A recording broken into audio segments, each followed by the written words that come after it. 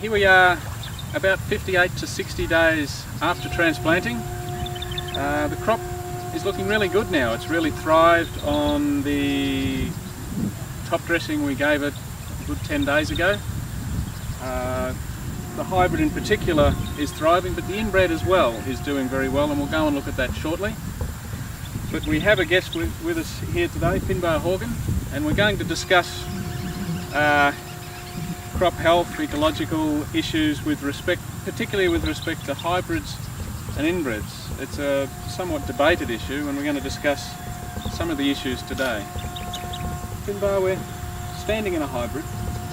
There's something of a feeling that hybrids are generally more susceptible to pathogens and pests. Discuss. All right. Yeah, I mean, there's obviously an idea, you know, among rice growers and among the hybrid producers themselves that hybrid rice has a higher susceptibility to insects and also diseases than the inbreds. That's come from a lot of the early studies that were done on hybrids. When hybrids were first released in China, they were very limited genetic background, and most of them came from what was called the wild abortive cytoplasmic male sterile line. Right? So basically, they all were sort of shunted through a single parent.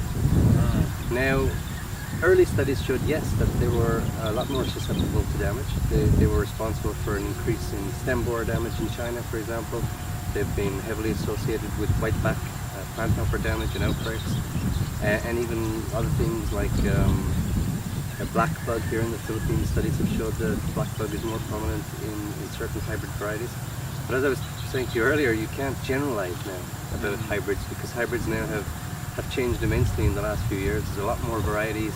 There's a lot more male sterile lines, which were related to some of the problems.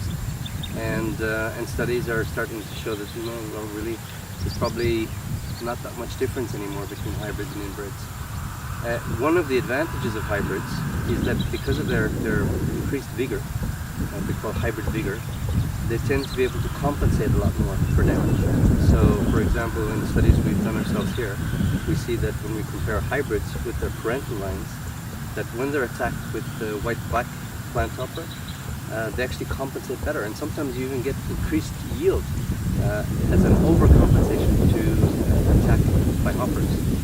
So one of the bad things that's happening with hybrids is that because of this idea that they may be more susceptible, people tend to use a lot more pesticide on hybrids. And we know that pesticide is causing problems. It causes problems with resurgence pests like the leaf folder, like the brown plant hopper, like whiteback plant hopper. So my take on it would be, you can't generalize.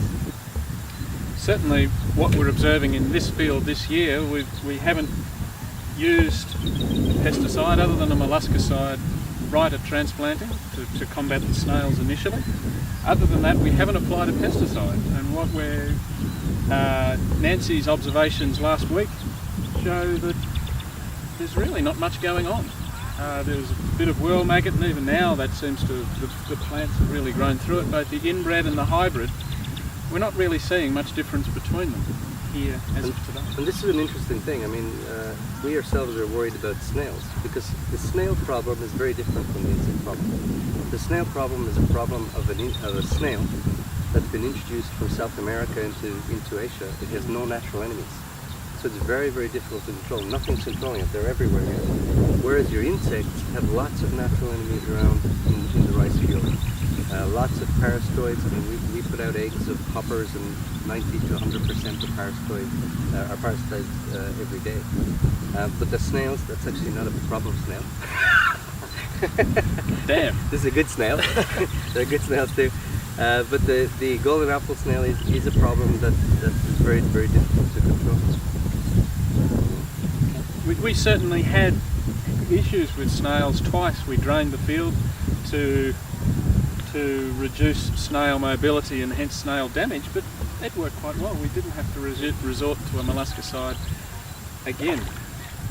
And you were making the point, Finbar, that snails are very much a localised problem. Snails, being snails, don't move very fast, and hence it's on almost by a field or an area basis. So it is possible to address snail populations with extremely good hygiene.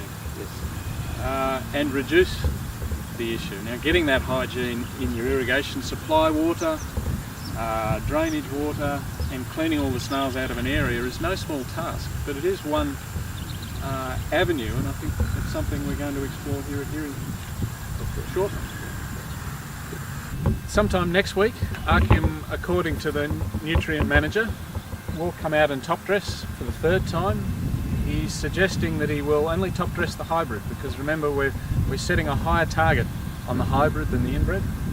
So my expectation is Archeum will come and fertilise the hybrid only. So we'll come back next week and see what that looks like.